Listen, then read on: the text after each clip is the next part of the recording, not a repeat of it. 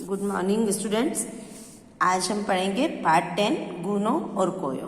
भारत में जुड़ी एक लोक कथा के तो आप पहले भी पढ़ चुके होंगे। आइए आज हम पढ़ते हैं इंडोनेशिया की एक लोक कथा जिसका नाम है गूनो और कोयो। ठीक है, तो जावा इंडोनेशिया के जावा, सुमात्रा आदि जंगलों में गूनो कोयो नाम प्रसिद्ध है। इन्हें सुनते ही लोगों के चेहरे पर मुस्कान आ जाती है। गूनो नाम का मतलब होता है मददगार, लेकिन गूनो नाम का एक ऐसा इंसान था जो कभी किसी की मदद नहीं करता था। वहीं दूसरी ओर कोयो का अर्थ होता है अमीर।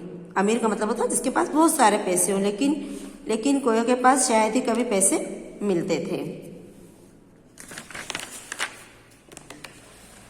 जब कभी वह थोड़े बहुत पैसों का इंतजाम कर पाता तो उसका दोस्त गूनो उन पैसों को उड़ाने में उसकी मदद कर देता था। ऐसा कहा जाता है कि एक बार गूनो ने कोयो को अपने बूढ़े पड़ोसी के पास चोरी करने के लिए उकसाया। रात में दबे पांव उस बूढ़े आदमी के घर गए और कमरे के अंदर घुसने के लिए दीवार में एक बड़ा सा छेद किया। जब छेद इतना बड़ा हो गया कि आराम से उसके अंदर एक आदमी कमरे के अंदर आ जा सकता है, तब गूनो ने उसे कमरे से भीतर कूद गया और चुपचाप उस कमरे में रखे कीमती वस्तुएं इकट्ठी करके जमीन पर रखने लगा। जैसे ही सारा सामान वो लेकर वह जाने लगा, उसकी नजर खूंटी पर टंगे रंगीन पोशाक पर पड़ी, जिसे उसने उतारकर स्वयं पहन लिया। एकाएक उसके मन में सोचा कि अगर मैं इस रास्ते से आया हूँ उसी रास्ते से वापस यानी दीवार फांद कर बाकी में किए छेद से कूद कर बाहर जाने का प्रयास करूंगा तो मैं अपने चोरी के इस सामान को खो दूंगा। वह सोचकर वह घर के मुख्य द्वार से बाहर जाने लगा।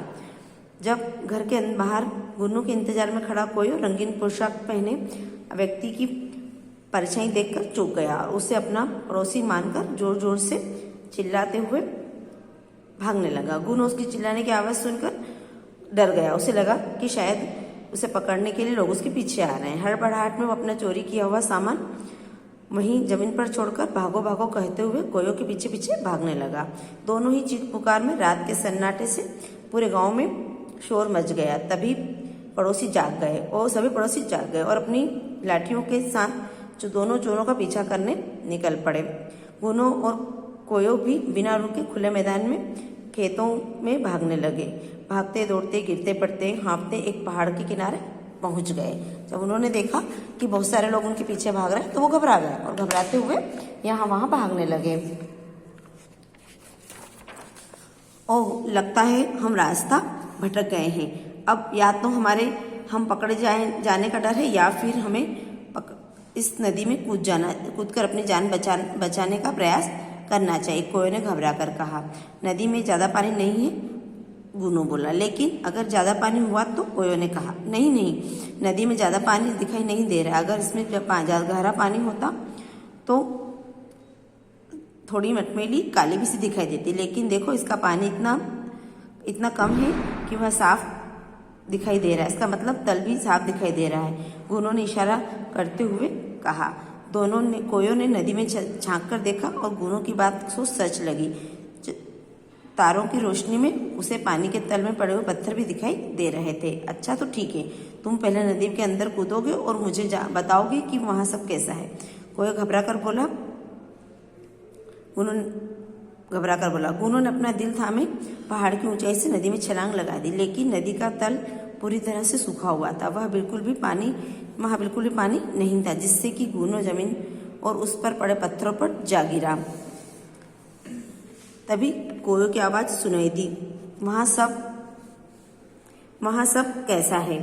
गूनो सूखी नदी में छलांग लगाने पर शर्मिंदगी महसूस कर रहा था। अपनी शर्मिंदगी को और पत्थरों पर लगी चोट का दर्द छिपाने के लिए वह तैरने का अभिनय करने लगा और कोयो से बोला कि जहाँ सब कुछ ठीक है, तुम्हें दिखाई नहीं देता, मैं मजे से यहाँ अच्छे से तैर सकता हूँ। इस तरह उसने कोयो को नदी में कूदने के लिए मना लिया। कोयो ने भी गूनो का आश्वासन पाकर लंबी सांस भरकर नदी में छलांग लगाई और गूनो के पास जाकर वहीं जमीन पर गिरा। और वहां पानी कहाँ है?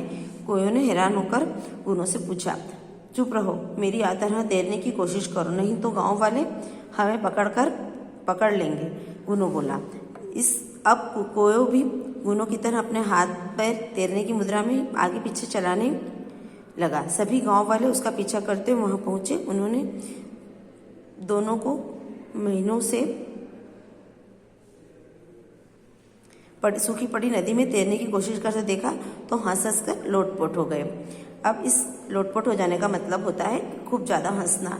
जब अपनी हंसी ना रोक पाते तो लोग, कई बार हम देखते हैं कि उनको पेट पकड़ पकड़ कर भी हंसते हैं, तो उसको बोलते हैं लोटपोट कर हंसना। ठीक है, जब भी कोई व्यक्ति किसी मुश्किल स्थिति में बाहर निकलने के लिए बेवकूफ़ी भरा प्रयास करता है तो लोग कहते हैं कि सूखी नदी में तैरने मत जाना। मतलब गुनो और कोयो अपनी बेवकूफ़ी और मूर्खता के लिए प्रसिद्ध हो चुके थे।